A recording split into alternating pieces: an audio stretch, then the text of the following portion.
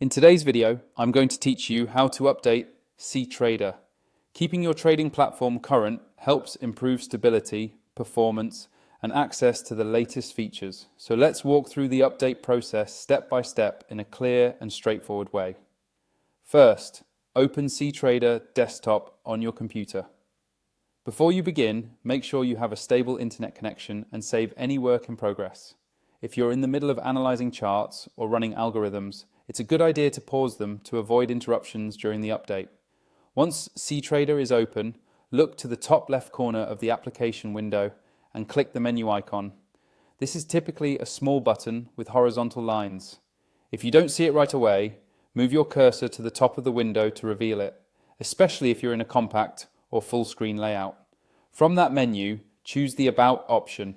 This will open a small window that summarizes key information about your installation. The About window is the best place to verify details provided by the platform itself, so you know exactly what you're running. In the About window, look for your current version number. It's usually a series of numbers separated by dots. Take a moment to note it because it helps you confirm that the update actually changes your build. If an update is available, Ctrader will typically let you know right here. Next, click the Update button and allow the platform to download and install the latest release.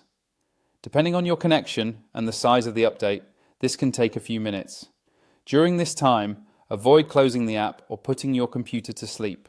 If your system asks for permission to proceed, approve it so the installer can complete. You may see a progress bar or messages indicating what's happening in the background. This is normal. When the installation finishes, restart Ctrader to apply the update.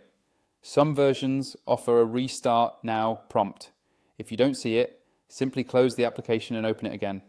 After relaunching, return to the About window to confirm the new version number, so you can be confident you're on the latest build.